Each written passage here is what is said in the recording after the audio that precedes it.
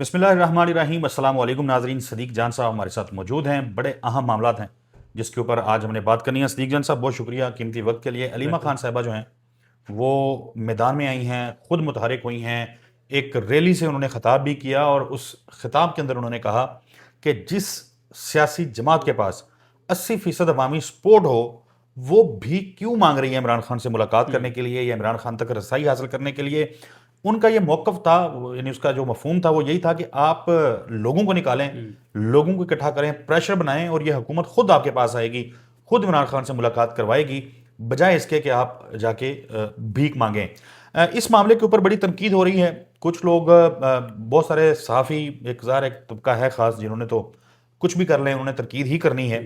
लेकिन पाकिस्तान तहरीक इंसाफ के अंदर से भी या उनके सोशल मीडिया जो अकाउंट्स हैं काफ़ी सारे, वहाँ से भी कुछ लोग अलीमा खान को कह रहे हैं कि जी मरूसी सियासत की हमारी पार्टी में कोई जगह नहीं है। कुछ लोग इसकी एक और भी तशरीह कर रहे हैं। वो कह रहे हैं कि सुहेल अफरीदी हूँ, बैरिस्टर गौहर हूँ या महमूद खान अचकज़ई हूँ, जो एक बात की गई कि जुलाई में कुछ ना कुछ हो जाएगा, अब तो उसके नताइज का टाइम आने वाला है। बिल्कुल। तो उससे पहले अलीमा खान क्यों मुतहरिक हो गई हैं, चाहती क्या हैं, क्या मामला को ख़राब करना चाहती हैं? तो ये मामला है क्या ओवरऑल? बिल्कुल, मैं असल में जब आप ये सवाल कर रहे थे तो मैं अभी एक ट्वीट किया हुआ था, बड़ा अच्छा ट्वीट था डॉक्टर असलान खालिद का। तो मैं चाह रहा था कि जो मोरूसी सियासत वाली बात है, मुझे नज़र आ गया क्योंकि उमर जट साहब ने इनको रीट्वीट किया हुआ था। डॉक्टर असलान खालिद ने ट्वीट किया कि एक इंसान बेगुनाह जेल में हो तो उसका बाप, माँ, भाई, बहन, बेटी या बीवी बाहर आकर उसके हक के लिए आवाज़ उठाए तो ये कौन सी मोरूसी सियासत हो गई। आगे बढ़कर साथ नहीं दे सकते तो फजूल बात भी ना करें। कोई वजारत की कुर्सी पर नहीं आ रहा, सड़क पर जदोजहद कर रहा है। देखें, मामला ये है कि जो इमरान खान भी बार बार कहते हैं और जो समझ भी आती है कि फैसले सड़कों पर होंगे, ये बात तय है। अच्छा, सड़कों पे कैसे फैसले होंगे, ये मैं इसको पहले भी एक बार एक्सप्लेन कर चुका हूँ, एक बार फिर इसके ऊपर हम बात करते हैं। जी। सड़कों पर फैसलों का मतलब ये नहीं है कि कोई लोग सड़कों पर आएंगे तो पता नहीं वो इस्टेब्लिशमेंट के साथ कोई लड़ाई ऐसी शुरू हो जाएगी, खुदा ना खास्ता, कि वो कोई बंदूक उठा लेंगे और इस्टेब्लिशमेंट को झुका देंगे या कोई शिकस्त दे देंगे। ये मतलब नहीं है इसका। सड़कों पर फैसले का मतलब यह है कि आप सड़कों पर आके मज़ामत करेंगे। जब आप अपनी ताकत दिखाएंगे तो इस्टेब्लिशमेंट को एक दबाव महसूस होगा कि यार अब तो ये लोग निकल आए हैं सड़कों पे, अब तो इनसे बात करनी पड़ेगी और संजीदा बात करनी पड़ेगी। जो 4 साल से हम कर रहे हैं वो नहीं करना पड़ेगा। ट्रक की बत्ती नहीं ये पीछे लगेंगे, ये लॉलीपॉप नहीं लेंगे। जिस तरह से हमने बहुत सारे धरनों में देखा है, जैसे पहले एजे के वालों ने जब मज़ामत की थी, बाहर निकले थे तो वो नोटिफिकेशन लेके उठे थे। अभी बलूचिस्तान में धरना चल रहा है तो लोग सॉलिड चीज लेना चाहते हैं। इशू बना हुआ है। इशू बना हुआ है। तो ये मज़ामत सड़कों पर आने के बाद भी बैटमैन टेबल पर होता है, लेकिन उस वक्त आप एक स्ट्रेंथ के साथ बैठते हैं, एक ताकत के साथ वही बैठते मशहूर जुमला ना कि मज़ाहमत होगी तो मुफाहमत होगी। हैं। Power talk to power. भाई आपके साथ क्यों इस्टेब्लिशमेंट बात करेगी, क्यों आपको इस्टेब्लिशमेंट सीरियस लेगी जब उनको चैलेंज ही नहीं है। जब उनको चैलेंज नहीं है। देखें, इमरान खान साहब ने अली अमीन गंडापुर साहब को हटाया और सुहेल आफरीदी साहब को वज़ीर आला बना दिया। सुहेल आफरीदी साहब ने कहा कि मैं मज़ामती सियासत का चैम्पियन हूँ, और उन्होंने पहले 4-5 महीने में सबको वक्ता डाल दिया, हैरान और परेशान कर दिया। कोई तसव्वुर नहीं कर सकता था कि वो इस तरह के विजुअल्स आएंगे जो सुहेल आफरीदी साहब के साथ आए, खैबर से लेके कराची तक। मकबूलियत के इंतहाओं को छू दिया उन्होंने। ठीक है, क्योंकि इमरान खान साहब भी जेल में जाने के बाद उनकी पॉपुलैरिटी इस सतह तक गई है। तो ये विजुअल्स इमरान खान के साथ भी कभी नहीं आए जो सुहेल आफरीदी के साथ आए, एक इमरान खान के खिलाड़ी और नुमाइंदे के साथ। सुहेल आफरीदी साहब ने जनवरी तक मज़ामत करते हुए वो नजर आए। जनवरी के बाद या मिड फरवरी से उनकी जो मज़ामत है, सड़कों पर आने वाली मज़ामत, वो गैर एलानिया तौर पर छुट्टी पे चली गई। फरवरी के बाद से अब तक, फरवरी, मार्च, अप्रैल, मई, जून, जुलाई, 6 माह हो गए हैं, सुहेल आफरीदी साहब ने कोई एजुटेशन सड़क के ऊपर नहीं की। सुहेल आफरीदी साहब ने 6 माह में कोई स्ट्रीट मूवमेंट नहीं की। अब जब मैं अंदाज़ा लगाता हूँ, डॉट्स को कनेक्ट करता हूँ, सोचता हूँ, तो मैं ये तो नहीं मान सकता कि सुहेल आफरीदी इतने कंप्रोमाइज्ड हो गए हैं कि सुहेल आफरीदी ने जो है वो मज़ामत सड़कों वाली इमरान नहीं खान कर, को भूल गए हैं। इमरान खान से गद्दारी कर रहे हैं, ये बेवफाई कर रहे हैं, ये मैं ठीक है, इस वक्त तक नहीं मानता, अगर आगे मैं कन्विंस हो जाऊंगा तो मैं ये बात भी करूंगा। ठीक। ठीक है, लेकिन मैं ये समझता हूं कि इसका मतलब यह है कि फरवरी से उनकी एंगेजमेंट शुरू हो गई है और वो उस एंगेजमेंट पर एतबार कर रहे हैं। ठीक। और वो अगर एतबार कर रहे हैं और अगर मेरी असेसमेंट ठीक है तो वो उन लोगों की बात पे एतबार कर रहे हैं जिन्होंने 75 साल में एक्सपर्टीज इस चीज़ की ली है कि लोगों को बेवकूफ़ कैसे बनाना है, ट्रक की बत्ती के पीछे कैसे लगाना है, धोखा कैसे देना है, लॉलीपॉप कैसे देना है, वक्त कैसे गुजारना है। इसका मतलब है कि वो उस चीज़ पे एतबार कर रहे हैं। अब अलीमा खान साहबा का, अच्छा, एक तरह से अगर उन्होंने जो 4-5 महीने शुरू में मजामत की थी और उसके नतीजे में वो टेबल पर बैठ गए थे तो ये गलत चीज़ नहीं है। ठीक। ठीक है, टेबल पे आ गए, बातचीत शुरू हो गई। अब वो उसको पब्लिकली बता भी नहीं सकते, बताते भी नहीं, और ऐसे ही होता है जब बातचीत हो रही हो तो वो बात खबर में। लेकिन इतना तवील इंतजार, इतना ज्यादा टाइम आप एतबार कर रहे हैं, इतना लंबा गैप आपने दे दिया है। सुहेल आफरीदी साहब की स्ट्रेंथ क्या थी? सुहेल आफरीदी साहब की स्ट्रेंथ थी पब्लिक, अवाम। सुहेल आफरीदी साहब को जब नामजद किया गया, प्रेस कॉन्फ्रेंसेज हुई, नहीं बनने देंगे, उनको सीरियस नहीं लिया गया, कहा गया कि उस्मान बुज़दार प्लस आ गया है और ये हो गया वो हो गया, और कोई तसव्वुर नहीं कर सकता था कि पहले 4 महीने में इतना वक्त डाल देंगे और ऐसी मजामत करेंगे सुहेल आफरीदी।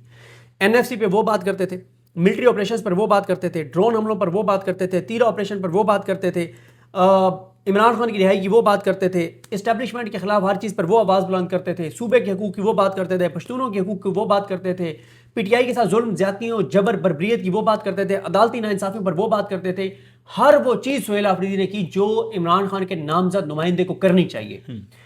अचानक वो खामोश हो जाते हैं और हमें उनकी वो वाली मजामत नज़र नहीं आती। अब इस वक्त और डॉट्स जब आप कनेक्ट करते हैं तो आपको यही समझ आती है कि वो उस जो पसे पर्दा उनकी एंगेजमेंट चल रही है उस पर एतबार कर रहे हैं। ठीक। इतनी लंबा एतबार नहीं होता।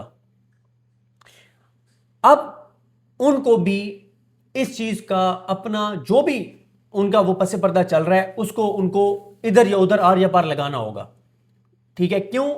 जिस वजह से एस्टैब्लिशमेंट ने उनको सीरियस अगर लिया है और उनसे बातचीत शुरू किया है तो वो थी उनकी स्ट्रीट मूवमेंट, अवामी ताकत जो उनके पीछे थी, जिसके पीछे अवामी और ताकत, इमरान खान की तरफ से उनके लिए जो हदायत भी थी हदायत कि आपने स्ट्रीट मूवमेंट करनी है। इमरान खान का कोई और हमें पैगाम ऐसा सुनने को नहीं मिला कि सुहेल आफरीदी स्ट्रीट मूवमेंट रोक दो, नहीं मिला, ऐसा कोई पैगाम नहीं आया। ठीक है, अब अगर सुहेल आफरीदी साहब को किसी और वजह से आ गया हो तो मैं कुछ नहीं कह सकता। पब्लिकली इमरान खान की बहनों के जरिए जिस पे हम एतमाद करते हैं उससे सुहेल आफरीदी साहब को ऐसा कोई पैगाम नहीं आया कि स्ट्रीट मूवमेंट रोक दो। अब बात यह है कि जिसके पीछे अवाम ना रहे ना तो एस्टैब्लिशमेंट उसको नवाज शरीफ बना देती है, एस्टैब्लिशमेंट उसको मरियम नवाज और शहबाज शरीफ बना देती है, एस्टैब्लिशमेंट उसको बिलावल भुट्टो जरदारी बना देती है, एस्टैब्लिशमेंट उसको आसिफ अली जरदारी बना देती है, जिनके दांत नहीं रहते, जिनकी कोई रीढ़ की हड्डी नहीं रहती, जिनकी कोई अपनी इतनी भी हैसियत नहीं रहती कि वो कोई चपरासी भी अपनी मर्जी से इधर उधर कर सके, तो एस्टैब्लिशमेंट फिर उनको नवाज शरीफ बना देती है।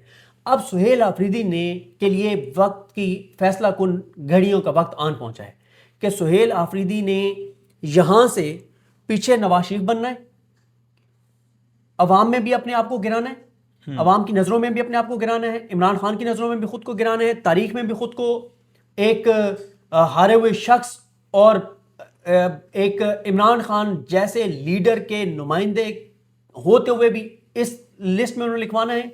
उनके लिए सदीक जान देखें, उनके लिए जो लोगों की एक मोहब्बत थी वो मैं मतलब मैं ऑब्जर्व कर रहा हूं कि लोग बड़ी नफरत कर रहे हैं। ठीक है, देखें, बड़ी गलीज किस्म की एक गालियां दे रहे हैं। टाइम वो था जब लोग रोज सुबह उठ के ये देखते थे कि सुहेल आफरीदी ने आज क्या किया है, शाम को लोग ढूंढते थे कि आज सुहेल आफरीदी ने क्या किया है।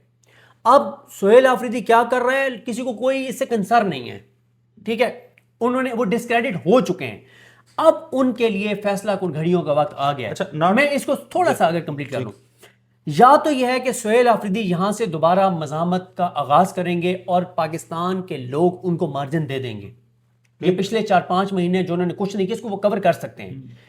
जो ये 4 महीने उन्होंने जब कुछ नहीं किया और एक परसेप्शन कुछ लोगों ने ये बना दी और हम भी ये बताते रहे कि हमारी जब पीटीआई के लोगों से बात होती है या तहरीक तफज़ुल पाकिस्तान से बात होती है तो कहते हैं बजट के बाद आपको चीजें चेंज होती नजर आएंगी।